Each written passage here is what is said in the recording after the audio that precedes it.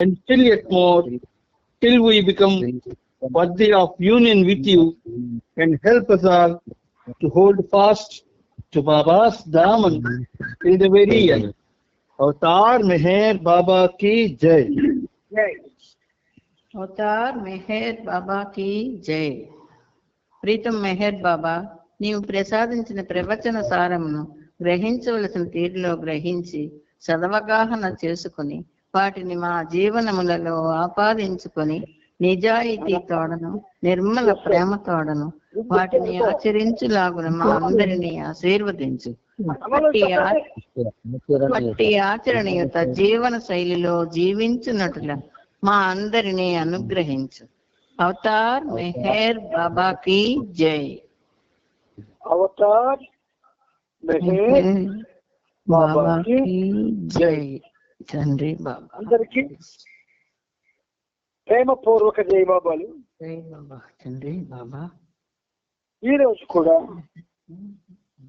ఆ ప్రేమమయుడు ఆయనతో సహజీవనం సాగించే మహద్భాగ్యాన్ని మనకి కలుగజేశారు.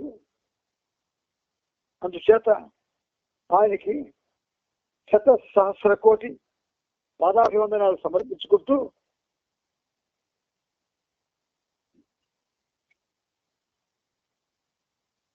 ఇందులో భాగంగా మనం ప్రభు చరిత్రం 11వ భాగం చదువుతూ 4765వ పేజీలో 2వ పేరా వరకు చదువుకున్నాం. ఇప్పుడు వెంకటరత్నం నాయుడు గారి ఇంట్లో ఉన్న పేరా నుంచి శ్రీనిబాబు చదువుతారు. శ్రద్ధగా వినండి. అవతార్ మెహర్ బాబాకి జై. అవతార్ మెహర్ బాబాకి జై. వెంకటరత్నం నాయుడు గారి ఇంట్లో వారి అమ్మాయి బాబా మెడలో దండ వేసింది.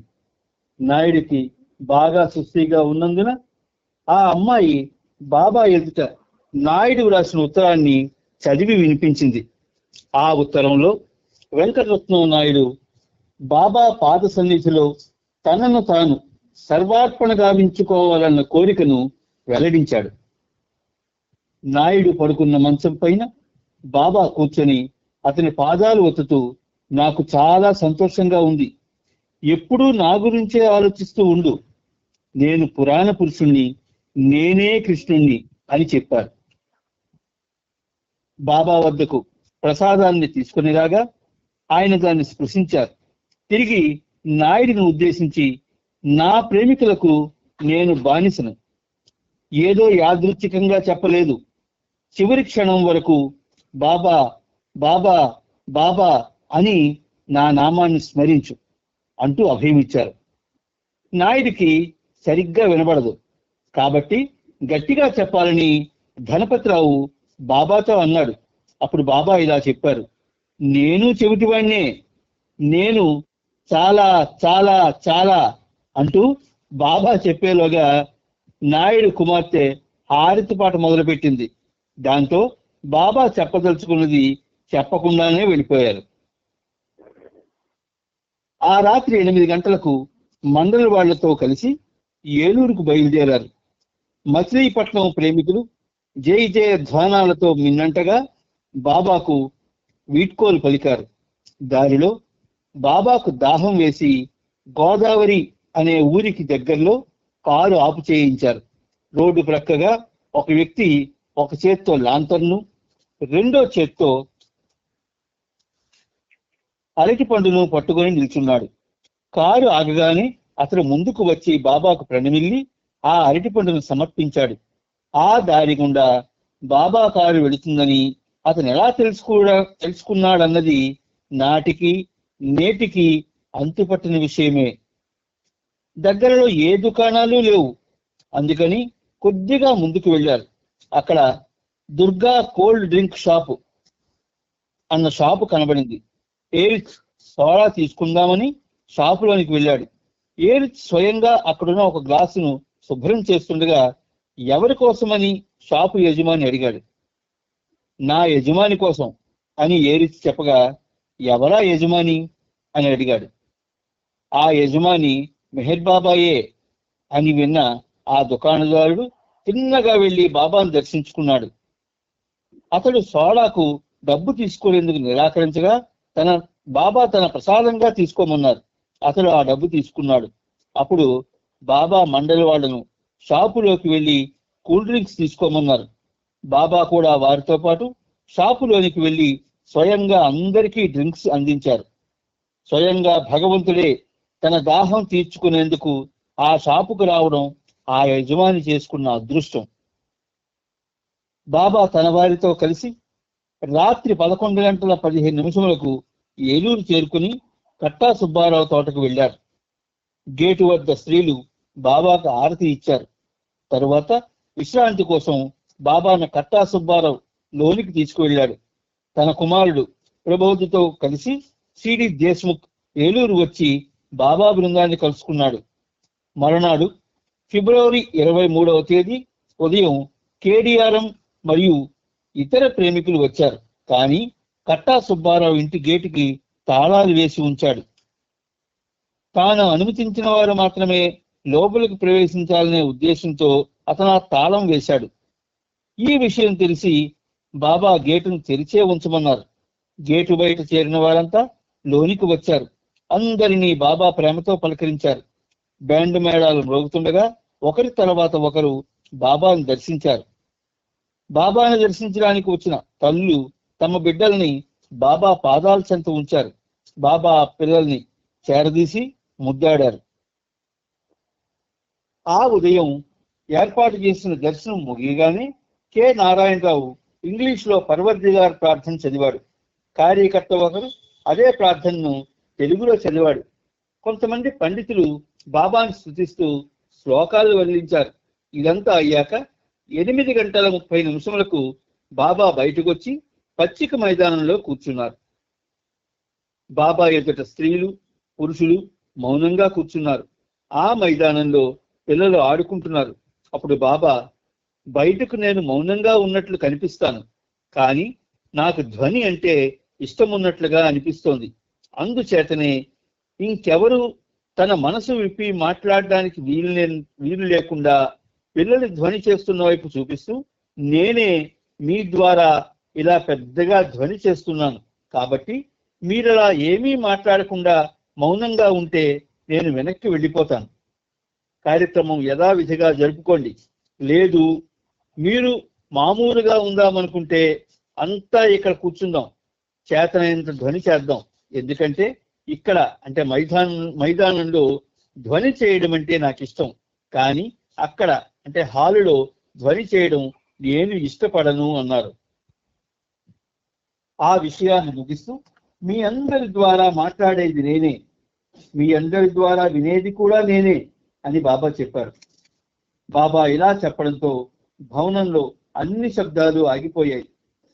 హాలులోనికి తిరిగి వచ్చి బాబా కూర్చున్నారు. డాక్టర్ కనకదండి సూర్యనారాయణ సంగీతం వినిపించగా బాబా మెచ్చుకున్నారు.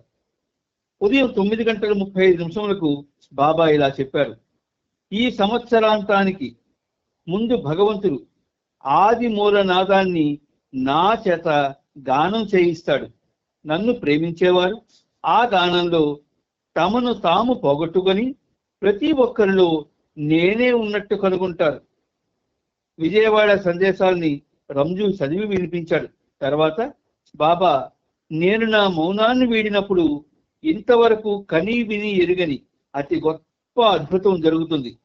ఆ క్షణంలో భగవంతుడి దివ్య కృపను పొందేందుకు అర్హులుగా తయారు కండి. అందుకొరకు ఇప్పటి నుండి నా ప్రేమను అందుకునేందుకు సన్నద్ధులవ్వండి. నిజమైన నా ప్రేమికులకు నేను బానిసగా ఎల్లప్పుడూ ఉంటాను కూడా అన్నారు. బాబా తన ఆది మూల నాదాన్ని గురించి చెప్పగా చాలా మందికి ఉద్వేగంతో కళ్ళు చెమర్చాయి. వారంతా బాగా ప్రభావితులవ్వగా వారిలో స్వామి సీతారాం అనే ప్రేమికుడు నృత్యం చేయసాగాడు. బాబా అక్కడున్న ఒక సంగీత వాయిద్యాన్ని తీసుకొని వాయించడం ప్రారంభించారు. సీతారాం చాలాసేపు నృత్యం చేశాడు. బాబా వాయించడం ఆపేంత వరకు నృత్యం చేస్తూనే ఉన్నాడు. ఆ తర్వాత గాని కూర్చోలేదు. ఉదయపు కార్యక్రమం ముగిసింది. సుమారు మధ్యాహ్నం 1:45 మండల వారు ఉంటున్న చోటుకి బాబా నడిచి వెళ్లారు. వారిలో ఎత్తుగా రాతిపైన ఎత్తుగా ఆ వేదికను నిర్మించారు. దానిపై బాబా విగ్రహాన్ని నెలకొల్పాలని యోచించారు. కానీ దానికి బదులుగా పెయింట్ చేసిన బాబా చిత్రపటాన్ని అక్కడ పెట్టారు. బాబా ఆ చిత్రానికి ప్రణమిల్లి విగ్రహాన్ని ఎందుకు నిర్మించలేదని కట్టా సుబ్బారావుని అడిగారు. అదే విషయమై తీవ్రంగా ప్రయత్నాలు జరుగుతున్నాయని, ప్రశస్తమైన సలుగురాయి దొరకనందున పని పూర్తి కాలేదని కట్టా బదులు చెప్పాడు. ఆ మధ్యాహ్నం బాబా అసాధారణమైన ఉల్లాసంతో ఉన్నారు. కాలికి చెప్పులు లేకుండానే ఇంట్లోనూ తోటలోనూ తిరిగారు. పచ్చిక మైదానంపై 10 నిమిషాల పాటు వడివడిగా అటూ ఇటూ నడిచారు. ఆ తరువాత తిరిగి తన గదికి బయట ఉన్న వరండాలోకి వెళ్లి అక్కడున్న కుర్చీలో కూర్చున్నారు. తానొక్కరే వినగలిగిన దివ్య నాదానికి అనుగుణంగా ఆయన కుడి చేతి వేళ్లు వేగంగా కదులుతున్నాయి. ఆయన వదనం తీవ్రమైన భావాన్ని వ్యక్తం చేస్తోంది. 5 నిమిషాల తర్వాత లేచి నిలబడి వరండాలో అటూ ఇటూ పచారులు చేశారు. తిరిగి కూర్చున్న తర్వాత ఆయన చేతి వేళ్లు ఉల్లాసంగా నృత్యం చేస్తూనే ఉన్నాయి. బాబా అక్కడ కూర్చున్న సమయంలో ఆది సీనియర్ అక్కడికి వచ్చిన ఒక టెలిగ్రామ్ విషయం మాట్లాడుదామని ప్రయత్నించాడు. కానీ బాబా ఆది సీనియర్ వైపు చూడడం లేదు. మళ్ళీ లేచి బాబా కాసేపు అటూ ఇటూ పచారులు చేసి గదిలోకి వెళ్ళిపోయారు. అక్కడ ఉన్న వాలు కుర్చీలో వెనక్కి చేరబడి 2 చేతుల్ని మడిచి తల వెనుక పెట్టుకున్నారు. అప్పుడు ఆది సీనియర్ ఆ టెలిగ్రామ్ చదివి వినిపించగా బాబా అతనికి కొన్ని సూచనలు ఇచ్చారు. తిరిగి లేచి నిలబడి గుమ్మానికి ఇరువైపులా చేతి రాణించి వరండాపైకి దృష్టి సారించి కొన్ని నిమిషాలు అలా ఉండిపోయారు. తర్వాత మళ్ళీ తిరిగి లోపల కుర్చీలో కూర్చున్నారు. బాబా మూడవసారి మధ్యాహ్నం 2:50 వరకు వరండాపై అటూ ఇటూ పచారులు చేస్తూనే ఉన్నారు. అచ్చు వేయించిన సందేశాన్ని ఒకటి కుటుంబ శాస్త్రం తెచ్చాడని ఆది సీనియర్ బాబా దృష్టికి తెచ్చాడు. శాస్త్రిని చూస్తూ బాబా, ఈ జీవితం అతి గొప్ప దివ్య పరిహాసము అన్నదే సరైన మాట. ఈ జీవితం గొప్ప దివ్య పరిహాసమే కాదు, సున్నా కూడా. సున్నా అని చెప్పినా కూడా ఈ జీవితం అస్తిత్వం ఉన్నదే అనే భావన కలుగు చేస్తుంది అని చెప్పారు.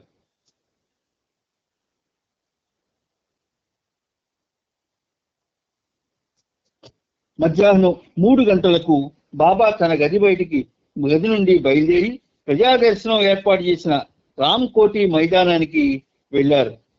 మొదట వేదిక పైన ఏర్పాటు చేసిన ఆసనంపై కూర్చున్నారు. కానీ వెంటనే క్రిందికి దిగి కాసేపు నేలపై కూర్చున్నారు. తిరిగి వేదిక వైపు వచ్చి జనబాహుళ్యాన్ని ఉద్దేశించి ఇలా చెప్పారు: నేను మీలో ఒకణ్ణి, అందుకే మీ స్థాయిలో నేలపై కూర్చున్నాను. నేను ఇలా చేయడం ఊరికే ప్రదర్శన కోసం కాదు. నేను మీలో ఒకడిని అనేది నా శాశ్వత అనుభవం, ఎటర్నల్ ఎక్స్పీరియన్స్. మీరంతా ఎప్పటికీ నా వాళ్లే అని నాకు తెలుసు. కానీ మీరు నన్ను మీ వాణిగా చేసుకోమని కోరుతున్నాను. అప్పుడు ప్రతి ఒక్కరూ బాబాయే అన్న విషయాన్ని మీరు అనుభవపూర్వకంగా గ్రహిస్తారు.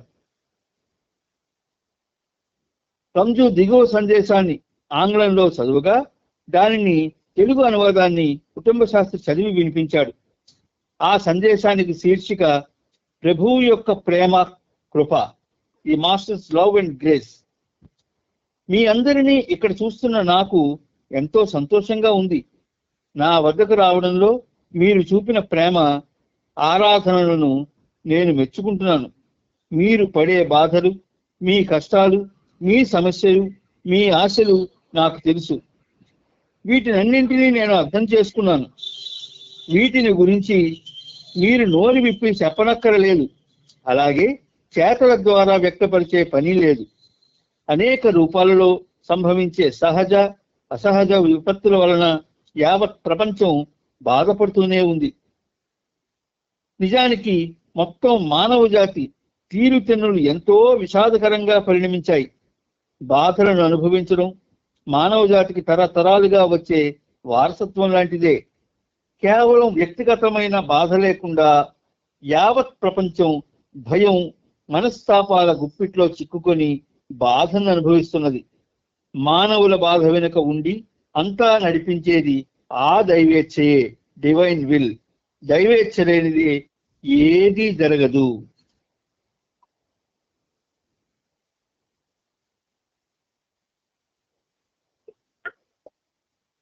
ఏ బాబా? తో పాటు జాతీయ మరియు విశ్వాత్మక సమస్యలు వేధిస్తాయి. వీటిని ఎదుర్కొనేందుకు సద్గురువుల అవతారణ మార్గదర్శకత్వం అవసరం. యుగ యుగాలుగా దైవీ మానవులు అంటే అవతారులు తమ దివ్య సందేశాలతో మానవ జాతిని ముందుకు నడిపిస్తున్నారు. దైవీ మానవులు తమ భౌతిక దేహాన్ని విడిచిన తరువాత కూడా వారి శిష్యులు, భక్తులు, అనుయాయులు తమ ప్రియతమ ప్రభువు అందించిన సందేశాలని ప్రపంచం నలుమూలలా వ్యాప్తి చేయడానికి తమ ప్రాణాలను సైతం లెక్క చేయరు. అవతార పురుషులు, సద్గురువులు తమ మార్గదర్శకత్వాన్ని మానవ మేధస్సుకు అంతు చిక్కని రీతిలో, తమదైన విలక్షణమైన తీరులో, అర్థం చేసుకోలేని విధానాల్లో, ఇంపర్సెప్టబుల్ వేస్ మానవ జాతికి, ప్రపంచానికి తమ రక్షణను నిరంతరం అందిస్తూనే ఉంటారు. పరిపూర్ణులైన సద్గురువులు ఎంపిక చేసిన ఏ కొద్ది మందికో కాకుండా మొత్తం మానవ జాతికి అంతటికీ రక్షకులై ఉంటారు. వారి ప్రేమ, కృపారసంతో ఈ విశ్వం నిరంతరం సంరక్షింపబడుతుంది. శిష్యుడైనా భక్తుడైనా మనస్సు నిండా నింపుకున్న సందేహాలతోనూ ఎందుకు, ఏమిటి, ఎప్పుడు, ఎందువల్ల అనే ప్రశ్నలతోనూ సద్గురువుల వద్దకు ఎప్పుడూ వెళ్ళకూడదు. గురువుల నుండి జాలువారే కృపారసాన్ని అందుకోవడానికి ఇది అవరోధంగా నిలుస్తుంది. గురుకృప మేధోపరమైన శోధనలకు అంతు చిక్కనట్టిది. అందువల్ల మీరు అచంచల విశ్వాసంతోనూ, ప్రేమ, భక్తి, ప్రపత్తులతోనూ, నా దివ్య ప్రేమ మరియు కృపను పొందాలన్న తీవ్రమైన తపనతోనూ నా వద్దకు రావాలని నేను నా దివ్యాధికారంతో చెబుతున్నాను. ఆహ్వాన కమిటీ ప్రెసిడెంట్ ఈతర వెంకట్రావు బాబాకు ఆరతిచ్చిన తరువాత దర్శన కార్యక్రమం ప్రారంభమైంది. బాబా ఒక చేత్తో పురుషులకు, ఇంకో చేత్తో స్త్రీలకు ప్రసాదాన్ని 2 చేతులతోనూ ఒకేసారి పంచారు. ఒక ప్రక్క నుండి వరుసలో పురుషులు, ఇంకొక ప్రక్క నుండి స్త్రీలు వరుసలో వచ్చి ప్రసాదాన్ని అందుకుంటున్నారు. సాకోరి నుండి వచ్చిన యశ్వంతరావు పండ్లను అతి వేగంగా బాబా చేతికి అందించడంలో సహాయపడ్డాడు. ఏలూరులో ఏర్పాట్లన్నీ ఎంత చక్కగా చేశారంటే కమాండర్ ఇన్ చీఫ్ కుమార్కి గాని ఇతర మండలి సభ్యులకు గాని చెప్పుకునేంత పని లేకుండానే కార్యక్రమం జరిగిపోయింది. కౌపీనం ధరించిన ఒక మస్తు ప్రసాదం కోసం వరుసలో నిల్చున్నాడు. అతడు బాబాని చూసి రామ రామ రామ అని సంబోధిస్తుంటే బాబా అతన్ని ఆలింగనం చేసుకుని తన ప్రక్కన కూర్చోబెట్టుకున్నారు. తన స్వహస్తాలతో బాబా అతనికి అరటిపండును తినిపించారు. ఆ మస్తును చూపిస్తూ బాబా మండలితో, ఈ 60,000 మంది జనంలో నన్ను అర్థం చేసుకున్నది ఇతడొక్కడే అని చెప్పారు. ఆనాటి సాయంత్రం 7:30 వరకు దర్శనం కొనసాగింది. దగ్గర 20,000 మంది వరకు జనం నిరుపమానుడు, గంభీరుడు అయిన దివ్య ప్రైతముడి నుండి ప్రసాదాన్ని అందుకున్నారు. అప్పుడు బాబా కట్టా సుబ్బారావు తోటకు వెళ్ళిపోయారు. ఆంధ్ర కార్యకర్తలు రాత్రింబవళ్ళు బాబాతో పాటే ఉన్నారు. వారు అలా ఉండడాన్ని తన గుండెల మీద కుంపటి వలె ఉన్నారు అని బాబా వ్యాఖ్యానించి దానివల్ల తనకు విశ్రాంతి అన్నది లేకుండా పోయిందని అన్నారు. బాబా కట్టా తోటకి వెళ్లే సమయానికి ప్రీతముని ఆశీస్సుల కోసం చాలా మంది అక్కడికి చేరి వేచి ఉన్నారు. అక్కడున్న వారిలో పూజ్యుడైన ఘౌష్ బాబా అనే ముసల్మాను ఉన్నాడు. కేవలం భగవంతుడు ఒక్కడనే చూచి భగవంతునిలో నిన్ను నీవు పోగొట్టుకునేటట్టు నీకు నేను నా ఆశీస్సులు ఇస్తున్నాను అని అతనితో బాబా ఉర్దూలో చెప్పారు.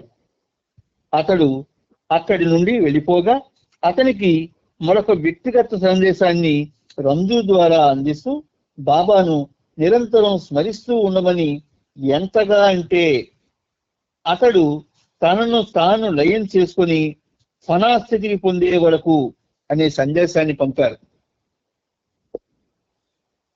బాబా దర్శనం కోసం వచ్చిన మరొక వ్యక్తి మౌనస్వామి. పామరులో బాబా దర్శనం కోసం ఏర్పాటు చేసింది ఇతడే. గత ఏడాది 1953లో బాబా ఏలూరు వచ్చినప్పుడు ఈ స్వామి స్వచ్ఛందంగా ముందుకొచ్చి కట్టా సుబ్బారావు తోటలో ఉండి అక్కడ కట్టా నిర్మించి తలపెట్టిన బాబా మందిరానికి పూజారిగా ఉంటానని చెప్పాడు. బాబా దానికి తన అంగీకారాన్ని తెలియజేస్తూ శాశ్వతంగా స్వామి ఏలూరులోనే ఉండాలని ఆదేశించారు. బాబా ఆదేశాన్ని ఉల్లంఘిస్తూ కొన్నాళ్ళ తర్వాత అతడు అక్కడి నుండి వెళ్ళిపోయాడు. ఎందుకు వెళ్ళిపోయావు అని బాబా అతన్ని ప్రశ్నించారు. ఇక్కడున్న వాళ్ళు తనతో సరిగ్గా వ్యవహరించలేదని చెప్పాడు.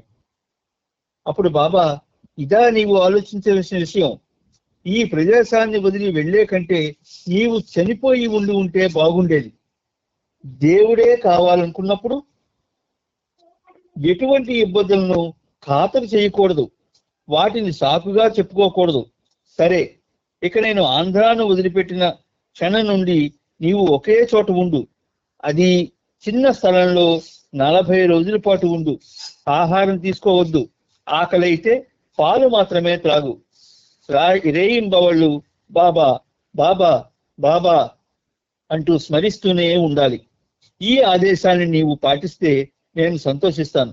లేదంటే ఈ జీవితాన్ని నీవు వృధా చేసుకుంటావు. అందుచేత 40 రోజులు ఏమీ తినకూడదన్న విషయం గుర్తుంచుకో. ఆకలైనప్పుడల్లా టీ గాని పాలు గాని త్రాగు.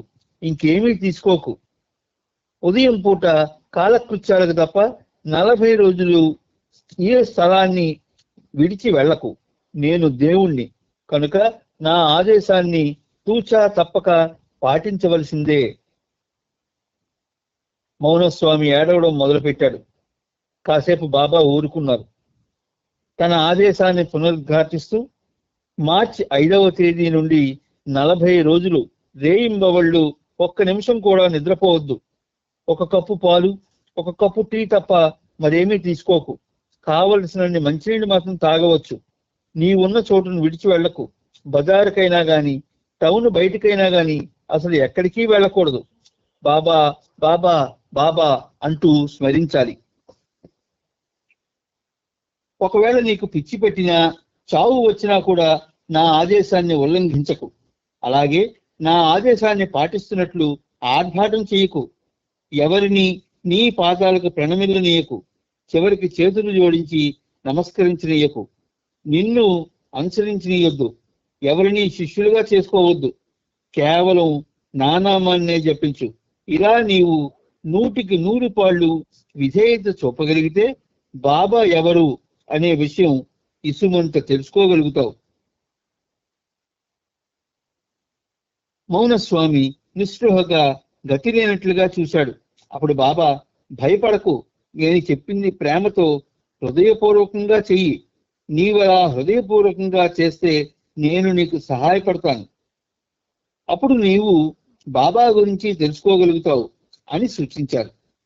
ఈ ఉదంతానికి పర్యవసానంగా బాబా ఆంధ్ర పర్యటన చివరి రోజైన మార్చి 4వ తేదీన కాకినాడలో ఉండగా మౌనస్వామి వచ్చి ఏలూరులో ఉన్న తన తల్లిని చూసేందుకు అనుమతి కావాలని బాబాని వేడుకున్నాడు. బాబా ఇంతకు ముందు అతన్ని కొవ్వూరులో ఉండి 40 రోజులు సాధన చేయమని చెప్పడం జరిగింది. అలాగే ఎటువంటి ఆర్భాటం ఉండకూడదని కూడా చెప్పారు. కానీ ఈ మౌనస్వామి బాబా ఆదేశాలకు విరుద్ధంగా తన 40 రోజుల సాధన ముగిసిన తరువాత ప్రజలు వచ్చి తమ దర్శనం చేసుకోవాలని జనానికి ముందుగానే ఆహ్వానాలు పంపాడని ఆంధ్ర వాస్తవ్యుడు ఒకడు బాబాకు తెలియజేశాడు. మౌనస్వామిని పక్కకు తీసుకొని బాబా ఇలా చెప్పారు: రేపు మధ్యాహ్నం షడ్రసోపేతమైన భోజనాన్ని తృప్తి మేరకు ఆరగించు. ఈ రాత్రి బాగా నిద్రపో. రేపు మధ్యాహ్నం నుండి 40 రోజుల పాటు 1 కప్పు టీ, 1 కప్పు పాలు, కావలసిన మంచినీళ్ళు తప్ప ఇంకేమీ తీసుకోకు. పళ్ళు గాని మిఠాయిలు గాని ఏమీ వద్దు. కప్పు పాలలో పంచదార కలుపుకో. 40 రోజులు ఆగకుండా నిరంతరం నా నామాన్ని జపించు. నిద్రపోకూడదు, కానీ నీకు తెలియకుండా కునికిపాట్లు పడితే భయపడకు. ఒకవేళ తెలియకుండా నిద్రపోయినా కంగారు పడకు, కానీ ఎరుకుతో ఉండి రాత్రి పగలు మేలుకొని ఉండేందుకు ప్రయత్నం చెయ్యి. ఒకవేళ నీకు తెలియకుండా కునికిపాట్లు పడినా నిద్ర వచ్చినా ఆందోళన చెందకు. నేను చెప్పినట్లు చేయలేకపోయానని ఎంత మాత్రమూ చింతించకు. అలా అనుకొని ప్రయత్నాన్ని విడిచిపెట్టకు. నేను నీకు చెప్పేది ఇతరుల కోసం కాదు. అందువల్ల ఏ ఆర్భాటాన్ని ప్రదర్శించకు. అసలు జనాన్ని ఎందుకు ఆహ్వానించావు? నీకు బాబా కావాలా, లేక జనం నుండి మెచ్చుకోలా? ఇసుమంత ఆర్భాటం చూపించినా అది నిన్ను అధఃపాతాళానికి పడేయగలదు. నీకు నా పైన ప్రేమ ఉందన్న సంగతి నాకు తెలుసు. నీవు నిన్ను ప్రేమిస్తున్న కారణంగానే నేను ఎవరిని అన్న చిన్న అనుభూతి, గ్లింప్స్ నీకు లభించాలని నేను కోరుతున్నాను.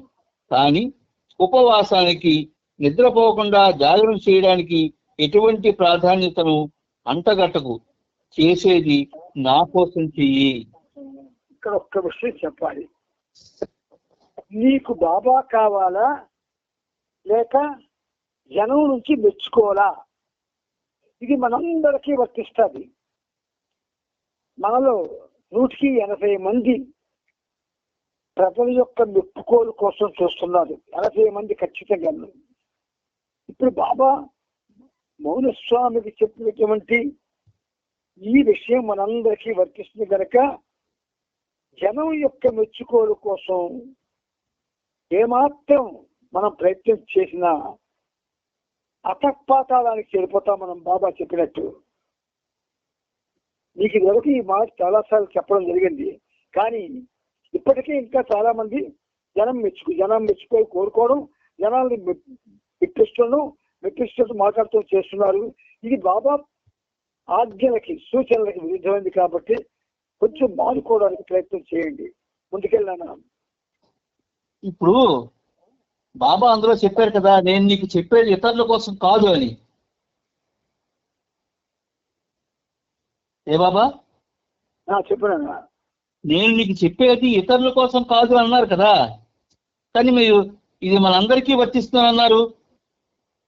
వర్తిస్తాయి. ఎందుకంటే ఆధ్యాత్మిక మార్గంలో అంటే ఒకటి చెప్తాను. ఒక క్లాస్ లో టీచరు, అరే నువ్వు మాట్లాడద్దు, ఎప్పుడు మాట్లాడుతున్నావు, సైలెంట్ గా ఉండు అన్నాడు అనుకో, అంటే బయట వాడికి మాట్లాడడం అనేది కాదు కదా. భగవంతుడు ఆయన నోటి నుంచి ఏది వచ్చినా అది అందరికీ వర్తిస్తుంది. బికాస్ ఆయన ఏది చెప్పినా సర్వజనీనంగా చెప్తాడు ఆయన. అందుకని కోరుకుంటున్న బాబా ప్రేమికులు ఉన్నారు కదా, ఇప్పటికీ కోరుకుంటున్నారు. స్టేజ్ ఎక్కితే దేనికి మెచ్చుకోరికే, డ్యాన్స్ వచ్చేసిన దేనికి మెచ్చుకోరికే, రకరకాల ప్రయాణాలు చేసిన దానికి మెచ్చుకోరికే, రకరకాల దీనిగా ప్రవర్తిస్తుంది మెచ్చుకోరికే కదా. ఆ మెచ్చుకోవడం వల్లే మనం ప్రేమకు దూరం అయిపోతున్నాం. అందుకు ప్రతిదీ కూడా మనకి అన్వయించుకుంటుండాలి.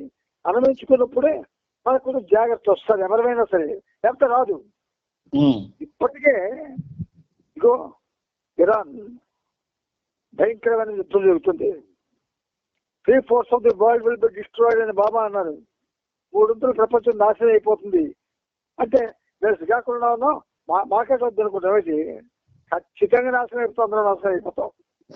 ఈ నాశనం అయ్యే లోపలి ఆయన మాటలని, అది మాటలు కాదు, ఒక విధంగా చెప్పాలంటే ఆజ్ఞలు. ఆ ఆజ్ఞల్ని మనం పాటించాలి. అందుకు తగినట్టుగా నడుచుకోవాలి. మనకెందుకు మెచ్చుకోవాలి మనకెందుకు? ఆయన కరుణ ఉంటే చాలు, ఆయన ప్రేమ ఉంటే చాలు. మెచ్చుకోవడం కోసం చేసే పనులని ఆపిస్తే మనం కొంచెం ఒక్క అడుగు ఫార్వర్డ్ అవుతాం. ఇప్పుడు మన సహజంలో ఉంది, ఇది మెచ్చుకోవడం కోసం జరుగుతుంది కాదు.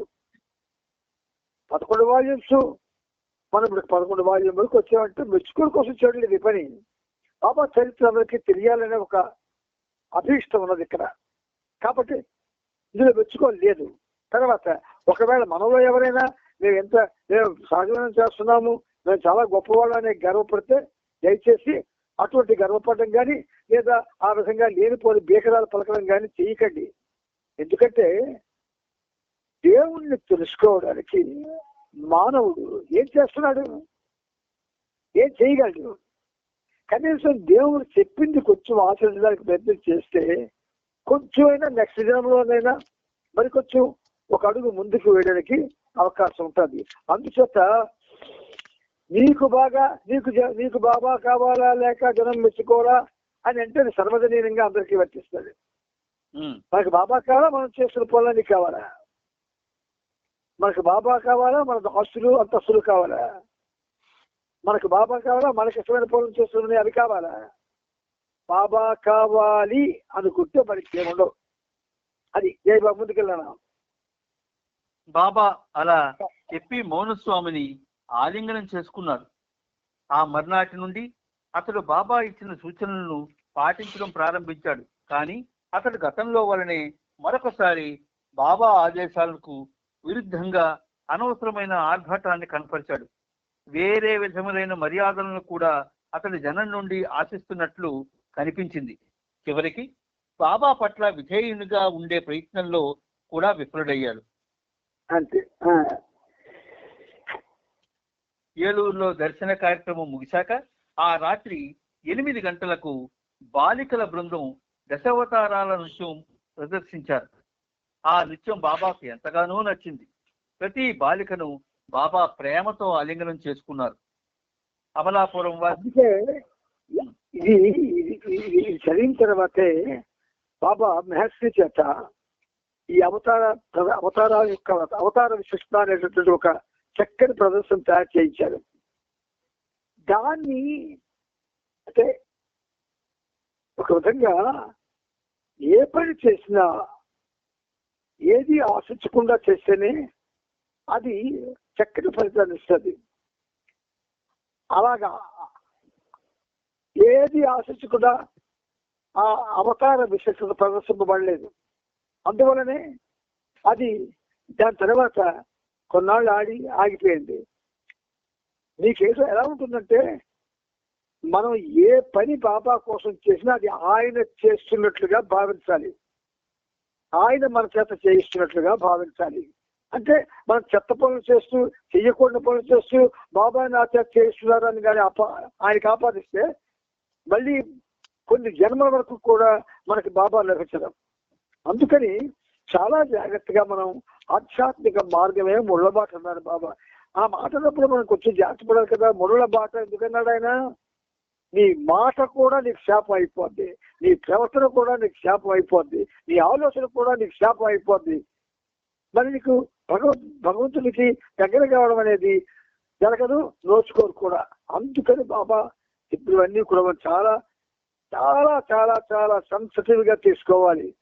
ఆషామాషిగా తీసుకుంటే చచ్చే ముందు ఒకవేళ అయ్యయ్యో ఇలాగా రాజ్యంలో చెప్పినా నేను నడుచుకోలేకపోయిన పశ్చాత్తాపడే పరిస్థితి రాకూడదు. గుర్తుంచుకోండి. ముందుకెళ్ళాను. ఆంధ్రాలోని ఏర్పాట్లన్నీ అమలాపురం వాసి మొదపాక గంగాధరం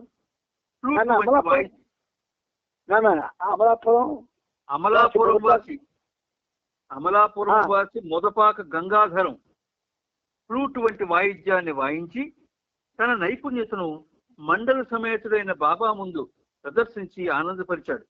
ఆ సమయంలో అక్కడ గుస్తాజీ లేనందున బాబా ప్రత్యేకంగా అతన్ని పిలిపించి గంగాధరం చేత ఫ్లూట్ ను మరొక మారు వాయింపజేశారు. ఆంధ్రాలోని ఏర్పాట్లన్నీ చాలా గొప్పగా ఉన్నాయి. ట్రక్కులో నుండి సామాన్లను దింపి వివిధ ప్రదేశాల్లో బసకు తీసుకుపోయేందుకు కూలీలను ఏర్పాటు చేసే సౌకర్యం మాత్రం కల్పించలేదు. మండల వారితో పాటు వివిధ ప్రాంతాల నుండి వచ్చిన ప్రేమికులు, ఆంధ్ర కార్యకర్తలు బాబాతో పాటు ఈ పర్యటనలో ఉన్నారు. అనుకున్న గమ్యం చేరగానే ఈ బృందమంతా హడావుడిగా ట్రక్కు దిగి బాబా సమక్షంలో ఉండేందుకు బాబాను అనుసరిస్తూ వెళ్ళేవారు. బావూజీని ఒక్కడిని విడిచిపెట్టి వెళ్ళిపోయేవారు. అతను ఒక్కడే మొత్తం సామాను దింపి భుజాల మీద నెత్తి మీద పెట్టుకుంటూ వాళ్ళు బస చేసే స్థలానికి కష్టం మీద మోసుకుని వెళ్ళేవాడు. ఏలూరులో కట్టా సుబ్బారావు తోట నుండి రోడ్డు కొంచెం దూరంలో ఉంది. అక్కడ సామాన్లన్నీ దింపి బస వరకు మోసుకు వెళ్ళేటప్పటికి బావూజీకి రాత్రి 11:30 అయింది. మర్నాడు ఉదయం ఫిబ్రవరి 24వ తేదీన అంతా టీ తాగుతుండగా బావూజీకి ఉన్నట్టుండి సుస్థి చేసింది. బాగా జ్వరం వచ్చింది. బాబా అతన్ని ఓదార్చి చికిత్స చేయించారు. బాబా ఆ రోజు మండల సభ్యుల్ని సమావేశపరిచారు. ప్రబోధ్ అంటే దేశ్ముఖ్ యొక్క కొడుకు పెన్సిల్ స్కెచ్ ఒకదాన్ని బాబాకు సమర్పించాడు. దానిని అతడు 2 గంటల్లో వేశాడు. అతడి కళా నైపుణ్యాన్ని తెలివితేటలను మెచ్చుకుంటూ బాబా అతన్ని అభినందించారు. ప్రేమికులు ఇళ్లకు వెళ్ళడానికి బాబా ఆ రోజు ఉదయం 8:30 నుండి 11:30 వరకు, తిరిగి మధ్యాహ్నం 3:30 నుండి సాయంత్రం 6 గంటల వరకు సమయాన్ని కేటాయించారు. ఏలూరులో బాబా కనీసం 60 ఇళ్లను సందర్శించారు. అలాగే కొన్ని పాఠశాలలు, మరొక సాయిబాబా మందిరం, థియోసాఫికల్ హై స్కూలు, బాబా ప్రేమికులకు సంబంధించిన వివిధ వాణిజ్య సముదాయాలని సందర్శించారు. వాణిజ్య సంస్థల్లో వెంకటరామ ప్రింటింగ్ ప్రెస్ ఒకటి. ముందు తెలియపరచకుండా బాబా చాలా ఇళ్లను సందర్శించారు. బాబా అలా హఠాత్తుగా వాళ్ళ ఇళ్ల వద్ద కనబడగానే వాళ్ళు ఆశ్చర్యంలో మునిగిపోయేవారు.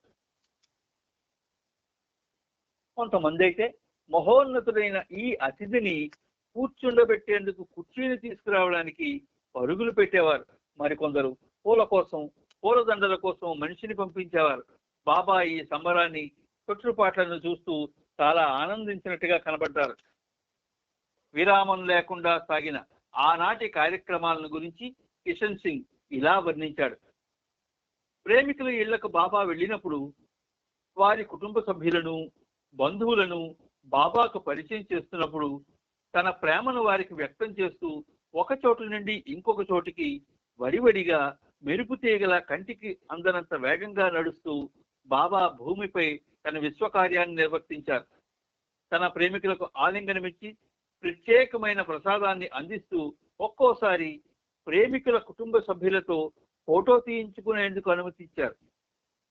ప్రేమికుల ఇళ్లలో అక్కడక్కడ కొద్దిగా కొబ్బరి నీళ్లు గాని, చల్లని పానీయం గాని అంటే కూల్ డ్రింక్ గాని తాగి గ్లాసులోని మిగతా పానీయాన్ని అందరి ప్రేమికులకు వారి కుటుంబ సభ్యులకు ఇచ్చి తాగమనేవారు.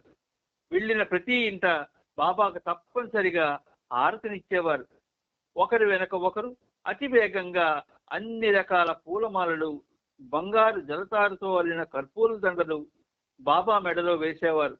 ఆంధ్రాలో తనకిదే చివరి పర్యటన అని బాబా అంతకుముందు చెప్పడంతో ప్రేమికులకు భక్తి ప్రపత్తులు మరింతగా ఊపందుకున్నాయి.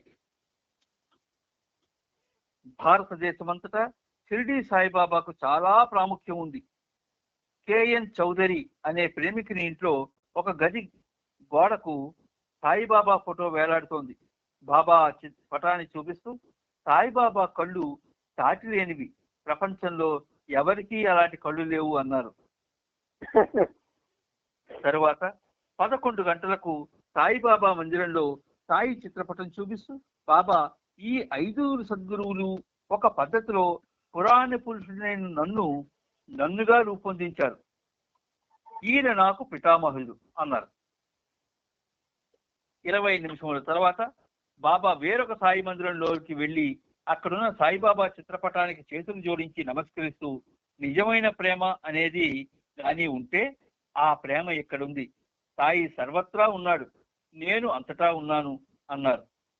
ఆ తరువాత బాబా వివిధ కుటుంబీకుల ఇళ్లకు వెళ్ళారు. వెంకట్రావు అనే ప్రేమికునికి మరియు అతని కుటుంబ సభ్యులకు ప్రసాదం ఇచ్చి అడగకుండా నేనేదైనా ఇస్తే అదే నిజంగా ఇచ్చినట్టు అని బాబా వ్యాఖ్యానించారు. సుబ్రహ్మణ్య శాస్త్రి గారింట్లో ఒక హాస్యభరితమైన ఉదంతం జరిగింది. శాస్త్రికి ఎంతమంది పిల్లలు అని ప్రశ్నిస్తూ ఒక్కొక్కరిని తనకు పరిచయం చేయమని బాబా అతన్ని అడిగారు. అతనికి 7 పిల్లలు. 4వ వాడిని తప్పుగా పరిచయం చేస్తుంటే అతని మతిమరుపుకి అంతా గొల్లుమని నవ్వారు. బాబా సన్నిధిలో శాస్త్రి సంతోషంతో ఉక్కిరి బిక్కిరై తన మిగతా పిల్లల పేర్లు సరిగ్గా గుర్తుకు రానందున తన భార్యను అడగవలసి వచ్చింది. దీంతో బాబాకు కూడా నవ్వు వచ్చింది. బాబాకు పూలమాల వేసేందుకు ఆమె ముందుకు రాగా బాబా ఆమెను ఆగమని చెప్పి అక్షర ఫలకం మీద చూపిస్తూ, దండలొద్దు, ఆరతి వద్దు, ఇక్కడ నా సొంత ఇంటి వాతావరణాన్ని అనుభవిస్తూ కాసేపు విశ్రాంతి తీసుకొనివ్వండి. ఆచార వ్యవహారాలు, పూజాధికాలు సహజమైనవి కావు. ప్రేమ అత్యంత సహజమైనది. సుబ్రహ్మణ్యం తన పిల్లల పేర్లు మర్చిపోవడం చూసి నాకెంతో ముచ్చట వేసింది అన్నారు. చూసావా? అంటే ఎక్కడ మనం తెలుసుకోవాలి, అది మనకు తెలియాలి. అక్కడ ఆవిడ ఎప్పుడైతే బాబాకు పూలమాల వేయడానికి ముందుకు రావడానికి ప్రయత్నం చేసిందో వెంటనే అక్షరాలకు తీసుకొని దండలొద్దు, హారతి వద్దు, ఇక్కడ నా సొంత ఇంటి వాతావరణాన్ని అనుభవిస్తూ కాసేపు విశ్రాంతి తీసుకోనివ్వండి అంటాడు ఆయన. అంటే ఆయనకి కావలసింది మనం ఇవ్వాలి. ఆయనకి ఏదైతే కావాలి అని మనకి తెలిసేటట్టు ఆయన ప్రవర్తిస్తాడు లేదా చెప్తాడు, చాలా సీరియస్ గా తీసుకోవాలి. అసలు ఈ హారతి ఇవ్వడం, దండలు వేయడం అనేది అసలు ఆయన ఎప్పుడైతే 1920 నుంచి సుమారు కార్యక్రమం స్టార్ట్ అయిందో ఎక్కడెక్కడికి వెళ్ళినా ఈ విషయాలు చెప్తూనే ఉన్నాడు ఆయన. హారతులు వద్దు, దండలు వెయ్యొద్దు అంటే ఈ దండలు ఈ హారతి మెహరాబాద్ లో కూడా కంపల్సరీ అయిపోయింది. అయితే ప్రేమ కరెక్టే, కానీ అవిధేయత చూపించకూడదు కదా. ఉదాహరణకి ఈ దండలు వేస్తే, హారతులు ఇస్తే ఏం జరుగుతుంది? ఒక సందర్భంలో బాబు అన్నారు, నాకు ఈ హారతులు దండలు ఇలాంటి అన్ని పూజలని నాకు దేవత వచ్చి నిరంతరం చేస్తూనే ఉన్నారు, మీరు ఇవి చేయొద్దు అన్నారు ఆయన. ఒక దండ వేయడం కోసం మనం ఫోటోకి ఒక దండ వేసేవారు. ఉదాహరణకి చాలా పార్టీ మనకు కనబడదు ఆ దండ వల్ల. హారతి ఇచ్చామనుకోండి, మన కంటికి కనబడినట్టుగా ఆ పొగ దాని మీద పూసుకుపోద్ది. ఇది ప్రాక్టికల్ గా జరిగేది. కానీ ఆయన వద్దు అంటే చేస్తే దానివల్ల ఎటువంటి సంస్కారాలు మనకు ఏర్పడతాయి ఒకసారి ఆలోచించండి. హ్యాపీగా ఉందాం. Let us free from my side, from our side. ఆయన ఎలా ఉండమని అలా ఉండాలి, ట్రై చేద్దాం. ముందుకెళ్ళాను కుటుంబ శాస్త్రి గారి వద్ద. కుటుంబ శాస్త్రి గారింటి వద్ద ఆయన కుటుంబ సభ్యుడు ఒకరు బాబాను, ఓ ప్రభు, నా హృదయ కమలాన్ని తప్ప నేను నీకేమిచ్చుకోగలను అని అడిగారు. జవాబుగా బాబా, నాది కానిదేదో అది నాది నాకివ్వు అంటూ నాలో ఉన్న నేను తప్ప సమస్తము నాకు చెందినదే, నన్ను ప్రేమించే వారి కోసమే నేనున్నది అన్నారు. ఇంకా స్పష్టం చేస్తాడు ఇక్కడ చూడ, నాది కానిదేదో నాకు ఇవ్వమంటున్నాడు ఆయన. ఏది లేదు, సృష్టి అంతా ఆయనదే కదా. అందుకే అంచేటి నన్ను ప్రేమించమంటాడు ఆయన. ఇక్కడ ప్రేమించడం అనేది ఇప్పటికీ మన వాళ్ళందరికీ, మన ఫ్యామిలీ అంతటికీ అర్థం కావడం లేదు. What is the meaning of love, what is the action of love? అసలు ఒక రెండు ఉదాహరణలు చెప్తాను. శ్రీకృష్ణుడు రాయబారానికి వచ్చి విదురుడి ఇంటికి వెళ్ళాడు. కృష్ణుడు అంటే విదురుడికి అమితమైనటువంటి భక్తి ప్రపత్తులు ఉన్నవాడు విదురుడు. తన విదురాని ఇంటికి వస్తానన్నాడు ఆయన. మహాభాగ్యం తండ్రి అని ముందుగా నడుస్తూ చేయి చేపిస్తూ దారి చేపిస్తూ స్వామి ఇంట్లోకి తీసుకెళ్ళాడు. అక్కడ గమగమా ఒక పేట వేసి స్వామిని కూర్చోబెట్టాడు. కూర్చోబెడితే ఆయన అసలు తను తాను మర్చిపోయాడు. విదురుడు తనను తాను మర్చిపోయాడు. ప్రేమలో ఉన్నటువంటి మహత్వం ఏమిటంటే, ఇది నిజం, నమ్మండి నా మాట, ఇదొక్కటే నిజం, మిగతావన్నీ అబద్ధమే. మనం ఎప్పుడైతే ఇది చేస్తాం, అది చేస్తాం, అలాగే చేస్తాం, ఇలాగే చేస్తాం, ఇలా చేస్తే ఇంత సంపాదిస్తున్నాం, ఇలా అనుకుంటాం మనం.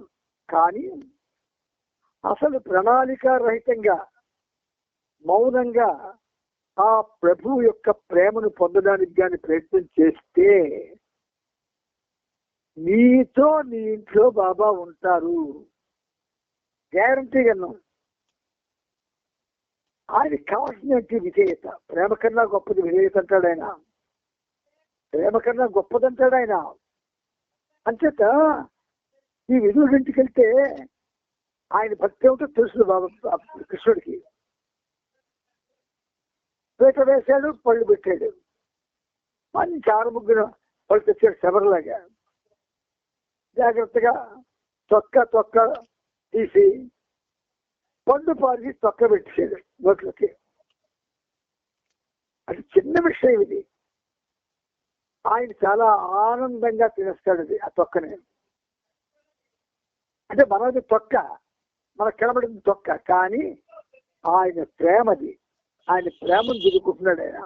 అంచేత ఏమిటన్నమాట, మనం ప్రేమించే వారి కోసమే నేనున్నాను అంటే, ప్రేమిస్తే ఆయన మన నుంచి ఏమి ఆశించరు, మనం ఏమి ఇవ్వక్కర్లేదు. కాకపోతే ఆ ప్రేమ స్వచ్ఛంగా ఉండాలి, ఎదురులాగా. అలాగే శబరిలాగా, లేదా మీరాలాగా, అలా అనమాట ఉన్నారు భక్త ప్రపంచంలో. అలా ప్రేమిస్తూ భగవంతుడిని చూస్తూ మైమర్చిపోయిన వాళ్ళు లక్షల సంఖ్యలో ఉన్నారు. మన ఆంధ్రప్రదేశ్లో ఒక్కరు లేరు. ఎందుకంటే 68 నుంచి అందరూ నాకు పరిచయం అయ్యారు బాబా దయ వల్ల. పరిచయం చేశాడు. ఎందుకంటే పూల తోటకి వెళ్తే పెద్ద వనం అనుకోండి, అందరం అనుకోండి, పూలవనం అనుకోండి, అన్ని మనం చూడలేము, మనకి నచ్చినవే చూస్తాం. కానీ ఆయన ప్రేమ వనంలో నచ్చినవి నచ్చనివి అని ఉండవు. అన్నిటినీ మనం కావాలి, పొందాలి, పరీక్షమైంది అక్కర్లేదు అని తాపత్రయంతో కానీ ఉంటే పనికి మాలినప్పుడు పువ్వు నుంచి కూడా వాసన వస్తుంది మనకి. మన చేష్టల్లో మనం చాలా మనల్ని మనం ఒక విధంగా నియంత్రించుకోవాలి. బాబా దగ్గర మనకి ఎందుకు పెద్ద డాంబికాలు? ఒకరు కేజీ దండ తెస్తే మరొకడు 10 కేజీల దండ, మరొకడు 100 కేజీల దండ. ఎందుకది? ఒకడు ఎదురు బండి మీద బాబాను ఊరేగిస్తే, ఒకడు కారు మీద, ఆ తర్వాత లారీ మీద, ఆ తర్వాత విమానం మీద, గుర్రాల మీద, రకరకాలుగా. ఎందుకు ఈ డాంబికాలు? ఆయన కావాలన్నాడు. ఒక్క దగ్గర నాకు చదివి చెప్పండి విషయాలు. ఆయన ఇప్పుడు మనం చేస్తున్న పనులన్నీ కావాలన్నది ఒక్క పేర చూపించండి, లేదా ఒక లైన్ చూపించండి. ఆయనకి అక్కర్లేదు. మనం ఏం చేస్తున్నాం?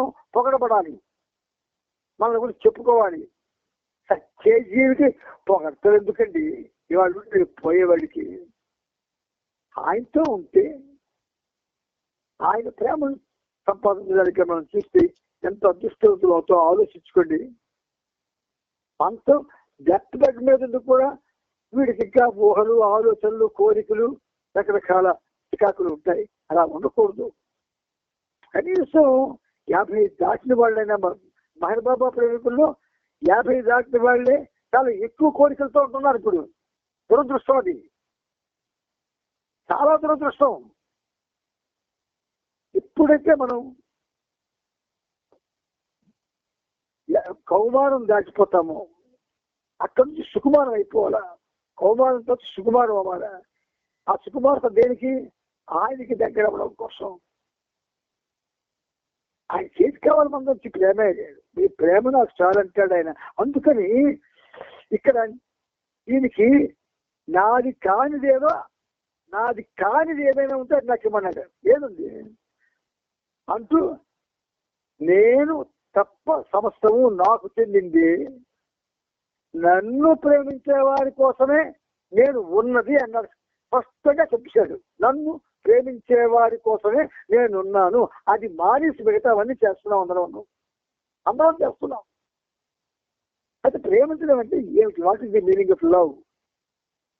బాబా లైలా మజ్ను గారు చెప్పారు, దేవదాసు పార్వతి చెప్పారు, రోమియో జూలియట్ గురించి చెప్పారు. ఇలాగా ఇటువంటి భగ్న ప్రేమికుల గురించి చెప్పారు. చెప్పుకొచ్చాడు ఆయన. సలీం అనార్కలి గురించి చెప్పారు. ఏమిటి చెప్పారు ఆ కథలు? సలీం నిరంతరం అనార్కలి గురించి ఆలోచించేవాడు. అనార్కలి అనుక్షణం కూడా సలీం కోసం ఆలోచించేది. అలా ఆలోచించడంలోనే ప్రేమ ఆవిర్భవిస్తుంది. ఆ ప్రేమలో భగవంతుని యొక్క ప్రేమ ఏదో ఒకరోజు తలుపుకోమంటుంది.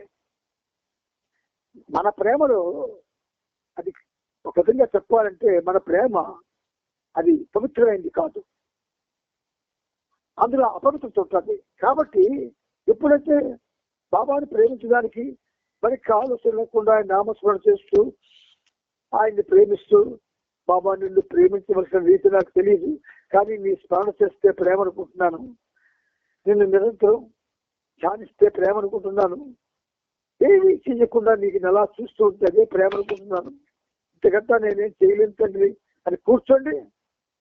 ఏం జరుగుతుందో కూర్చోండి. అలా కూర్చోవడానికి ప్రయత్నం చేయం కదా, చాలా అద్భుతాలు జరుగుతాయి, చాలా అద్భుతాలు. ఇప్పుడు ఈ పుస్తకాల్లో ఉండే తక్కువ, ఈ 18 వాల్యూమ్స్ అంటే 17 వాల్యూమ్స్, ఈ 17 వాల్యూమ్స్ లో అంతకుముందు నిట్టభక్త శంకరం గారు రాసిన 11 వాల్యూమ్స్ లో, అంతకుముందు మన స్వామి సత్యప్రకాష్ రాసిన 6-7 వాల్యూమ్స్ లో, అంతకుముందు ఆ ముందు శ్రీపాద లక్ష్మీనారాయణ శాస్త్రి గారి చేత ఈశ్వర రాబట్టి ఆ చరిత్రలో ఇవన్నీ ఒకేలా ఉన్నాయి. ఏది చెప్పబడిందో అదే చెప్పబడుతుంది, ఏది ఇవ్వబడిందో అదే ఇవ్వబడుతుంది. మనం మాత్రం చెక్కు చెదరడం లేదు. వ్యక్తిగా దేవుడు అంటే ఆట కాదు, పాట కాదు, ప్రదర్శన కాదు. దేవుడు అంటే ఏమిటి? ప్రేమ. God is love, love is God. ఓ స్టేజ్ ఎక్కి మాట్లాడతాం, but you don't know about the love and its form and its existence. ఎక్కడుంది లవ్? నీలో లేదు. నిన్ను ప్రేమించే నీ ప్రీతముల్లో ఉంది, నిన్ను నీ ప్రేమను ఆశించే నీ ప్రీతముల్లో ఉంది ప్రేమ. అక్కడి నుంచి నీకు ప్రేమ కావాలి. నిరంతరం ఆయనతో ఉండండి. ఒంటరిగా ఉన్నవాళ్ళు, చాలా కుటుంబాల్లో ఏకాగా ఒక్క భర్త ఉండిపోయి భార్య ఉండి భర్త పోయి రకరకాలుగా ఉన్నవాళ్ళు చాలా మంది ఉన్నారు. వాళ్ళకు కూడా ఈ ధ్యాస లేదు. కుటుంబాలతో ఉన్నవాళ్ళు సరే డిస్టర్బెన్స్ వస్తే అది చేయలేదు. ఒక్కొక్కరు చూస్తే కష్టమైన సంకటమా. పెద్ద ఫోటోలు పెట్టుకోవడం, ఆ ఫోటోలు గోడ తగిలించడం, వీడు మాత్రం ఈ ప్రపంచానికి తగిలిపోవడం ఎందుకు? వాటి జీవితం ఇది కోపం కాష్టమా? ప్రేమగా తల గురించి చెప్తున్నాను మీ అందరికీ. నా తల మీ పాదాల దగ్గర ఉందనుకోండి, మీ పాదాల దగ్గర నా ఈ పనిముట్టు నా తల పెట్టి మీకు చెప్తుంది ఈ విషయాన్ని. మీ తలపులు మార్చుకోండి, మీ కోరికలు ఆపుకోండి, అనుక్షణం ఆయనతో ఉండండి, ఉండి చూడండి. ఒక నెల అలా ఉండి ఏం జరిగిందో అప్పుడు ఆలోచించండి, ఏం జరుగుతుందో. Most important. కొత్తారు మరి బాబా విజయ్ నాన్న ముందుకెళ్ళానా? బాబా ఇంట్లో నుండి బయలుదేరి వెళ్తుండగా వరండాలో కూర్చున్న ఒక వృద్ధురాలిని దాటుకుని పక్కగా వెళ్లాల్సి వచ్చింది. ఆమె బాబాకు సమర్పిద్దామని పువ్వులో పండో చేత పట్టుకుని కూర్చుని ఉంది. వాటిని బాబా స్వీకరించి ప్రేమతో ఆమెను స్పృశించారు. ఆమె 99 సంవత్సరాల వృద్ధురాలు, పైగా అంధురాలు కూడా.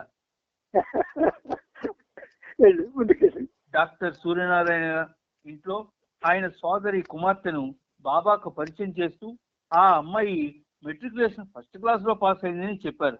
వెంటనే బాబా, ఫస్ట్ క్లాస్ వాళ్ళంటే నాకు ఇష్టం, ఎందుకంటే నేను ఫస్టే, అన్నింట్లోనూ నేను ఫస్టే అన్నారు. కేఎల్ రాధ ఇంటికి వెళ్ళినప్పుడు బాబా తనకిచ్చిన పళ్ళ రసంలో మిగిలింది అతని భార్యకిచ్చి త్రాగమన్నారు. జ్యూస్ ఇస్తూ బాబా ఆమెతో, నీకు భగవంతుడు కొడుకును ప్రసాదిస్తే అతనికి మెహర్ దాస్ అంటే మెహరుని దాసుడు అని పేరు పెట్టుకో అన్నారు. ఆ రోజు మధ్యాహ్నం 3:30 KP థియోసాఫికల్ సొసైటీ హై స్కూల్లో బాబా దిగువ సందేశాన్ని ఇచ్చారు. నేను చెప్పదలుచుకున్నది అతి తక్కువ మాటల్లో చెబుతాను. నాకు పిల్లలంటే చాలా ప్రేమ. వారి మధ్య ఉండడం కంటే నాకు సంతోషకరమైనది ఏదీ లేదు. ఈ దండలు, పూజలు, హారతలు, లాంఛనాల కంటే పిల్లలతో ఆడుకునేందుకు ఎక్కువ సమయం కావాలని కోరుకుంటాను. ముఖ్యంగా గోళీలు ఆడడంలో నేను ఆరితేరిన వాడిని. యుగాల క్రితమే నేను ఈ మాయా సృష్టిలో మేల్కొన్నప్పటి నుండి విశ్వంతో నేను గోళీలు ఆడడం మొదలు పెట్టాను. ఈనాటి విద్యార్థులైన మీరు ఏదో ఒక రోజున దివ్య ప్రేమ అనే కళలో నిష్ణాతులై బాబాయే సత్యం అనే మహాజ్యోతిని కరదీపికగా అంటే డివిటీగా ఏటధరించి నలుగురికి వెలుగు చూపిన నాడు నేను మరింత సంతోషిస్తాను.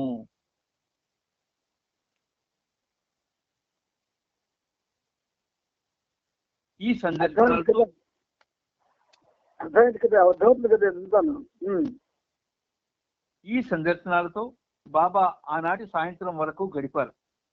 వెంకట్రామ ఎలిమెంటరీ స్కూలుకు బాబా వెళ్ళినప్పుడు హృదయానికి హత్తుకునే సంఘటన ఒకటి జరిగింది. బాబా ఏలూరు వస్తారన్న వార్తను కరపత్రాలలో బాబా ఫోటోతో పాటు ముద్రించి ప్రచారం చేయడం జరిగింది. ఒక చిన్న కుర్రవాడు ఆ కరపత్రాన్ని చూసి మెహర్ బాబాను కలవడానికి ఆయన వద్దకు తీసుకువెళ్ళమని తల్లిదండ్రులను అడిగాడు. వారిది సాంప్రదాయ మూఢాచార బ్రాహ్మణ కుటుంబం కావడం వల్ల ఒక పార్సీ సాధువును దర్శించడంలో అర్థం లేదని కుర్రవాణి అభ్యర్థనను తల్లిదండ్రులు పట్టించుకోలేదు. పాపం ఆ చిన్నవాడు ఏడ్చి ఏడ్చి అన్నం కూడా తినలేదు. అయినా తల్లిదండ్రుల పట్టు సడలలేదు. మనసు వికలమైన ఆ కుర్రవాడు మర్నాడు ఉదయం స్కూలుకి వెళుతూ మెహర్ బాబాను చూసే అవకాశం చేజారిపోయిందని తనకు తాను నచ్చ చెప్పుకున్నాడు. అలా జరిగినందుకు అతను బాధపడ్డాడు. అదే సమయానికి బాబా అతని తరగతి గదిలోకి రావడంతో ఆ కుర్రవాడు క్షణకాలం పాటు అవాక్కయ్యాడు. వెంటనే పరిగెత్తి ఎదురుగా చేతులు చాచి నిల్చున్న బాబా కౌగిల్లో ఒదిగిపోయి ఆనందంతో వెక్కి వెక్కి ఏడ్చాడు. మరొక్కసారి ఆ దివ్య ప్రీతముడు తన నిజమైన ప్రేమికుల ప్రార్థనకు స్పందించాడు. ఏలూరు పట్టణం ఆ కుర్రవాడు బ్రహ్మాండమైన ఇన్సిడెంట్ ఇది. అంటే క్లుప్తంగా ఇది మనకు తెలియజెప్పాను ఈ పుస్తకంలో. ఆ కుర్రవాడికి ఆ కరపత్రం చూసిన తర్వాత బాబాని చూడాలి, బాబాని కలుసుకోవాలి అని ఒక ఆలోచించింది. అంటే 7 ఏళ్ల ప్రహ్లాదుడికి రావడం, దానికి ఒక ముందు జరిగేటటువంటి కొన్ని ప్రత్యేకమైనటువంటి విషయాలు ఉన్నాయి. కానీ మెహర్ బాబా పర్యటనలో చాలా మంది ఆయనకు ఆకర్షితులయ్యారు. అందులో ఈ కుర్రవాడు ఒకడు. 3 రోజులు అతనికి ఫ్యామిలీకి మధ్య, ఆ చిన్న కుర్రవాడికి తల్లిదండ్రులకి ఎందుకంటే ఆకర్షణ అంత ఆయన వాడి కళ్ళ తల్లిదండ్రులకి ఎందుకు పట్టు మన వాళ్ళకి చాలా మందికి చాలా ఫ్యామిలీలో ఎందుకులే ఇప్పటి నుంచి ఇది నీకు బాబా తెలుగా తుల్లుగా చేసేటువంటి పరిస్థితి. ఏం ప్రేమ ఉన్నవాళ్ళు వంటి మనం ప్రేమ అనే మాట కూడా మనకు అర్థం కాలేదేమో అనిపిస్తుంది నాకు నాటప్పుడు. ఎవరైనా ప్రేమ బాబాని చూస్తామన్నా, బాబా కార్యక్రమానికి వస్తామన్నా ఏదో కొంప మునిగిపోయి ఫీల్ అయిపోతాడు బాబా లవర్స్. కొంతమంది చాలా మంది బాబా వస్తున్నారంటే వాడు రాకూడదండి, వాడికి చదువు చెడిపోతుంటుంది. చదువు చెడిపోతుంది.